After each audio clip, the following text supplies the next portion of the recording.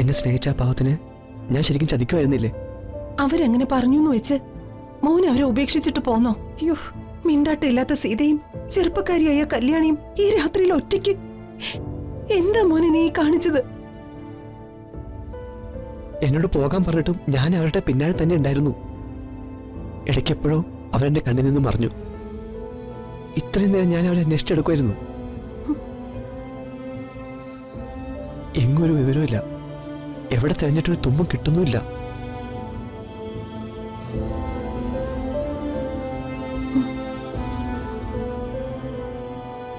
മോൻ വേഗം അകത്തേക്ക് ചെല്ല്. ഇവിടെ ആകെ പ്രശ്നം. രമ മേഡം അകത്താകെ ദേഷ്യപ്പെട്ട് നിൽക്കുക. മോൻ ചിന്നുവിനെ തേടിപ്പോയ കാര്യമൊക്കെ അമ്മ അറിഞ്ഞു. ഇനി ഇവിടെ എന്ത് പുകിലായിരിക്കോ എന്തോ.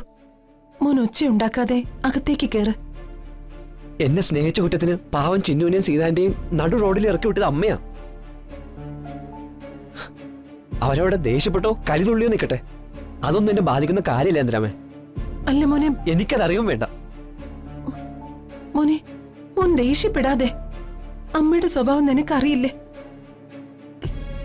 ഇല്ല, എനിക്കറിയേണ്ടത് ഒരേ ഒരു കാര്യം മാത്രം. ചിന്നു സേഫ് ആണോ അല്ലെന്ന് മാത്രം. ചന്ദ്രാമേ, എനിക്കതറിയണം. അവള് സുരക്ഷിതയാന്ന് ഉറപ്പുവരുത്താതെ ഞാൻ ഈ വീടിന്റെ പടി ചവിട്ടില്ല. മോൻ വിഷമിക്കാതിരിക്കെ. ഞാൻ ചിന്നുനെ ഒന്ന് വിളിച്ചു നോക്കട്ടെ. എന്റെ ഫോൺ അവളെ എടുക്കാതിരിക്കില്ല. ദൈവം അവക്കൊരു അബദ്ധം വരുത്തില്ല. അത്ര നല്ല മനസ്സുള്ളവരാ ചിന്നുവും സീതയും. അവര് ഈ ലോകത്ത് എവിടെയാണെങ്കിലും സേഫ് ആയിരിക്കും. മോൻ വാ. ഇല്ല, അവര് സുരക്ഷിതരാന്നറിയാതെ ഞാൻ അകത്തേക്ക് വരുന്നില്ല. എനിക്കതിന് പറ്റില്ല.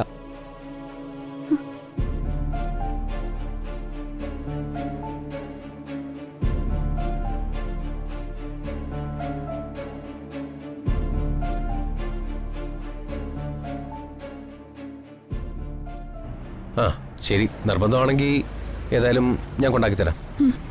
വണ്ടി കയറ്.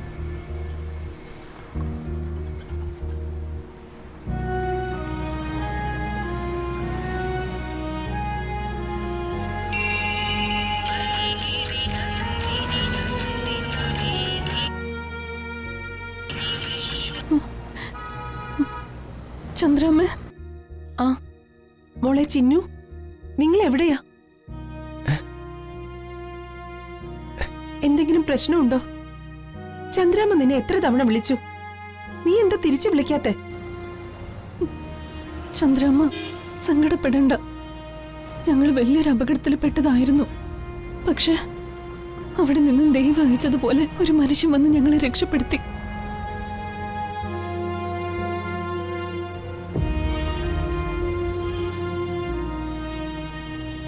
ഒരു ഗിരിയേട്ടൻ.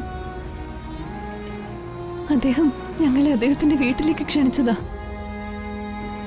പക്ഷെ ഞങ്ങൾ പോകുന്നില്ലെന്ന് പറഞ്ഞപ്പോ വളരെ സേഫായിട്ട് ഇന്ന് രാത്രി കഴിയാൻ വേണ്ടി ഒരു ക്ഷേത്രത്തിൽ ഏർപ്പാട് ചെയ്യാന്ന് പറഞ്ഞിട്ടുണ്ട്. ഞങ്ങൾ അങ്ങോട്ട് പോവാ.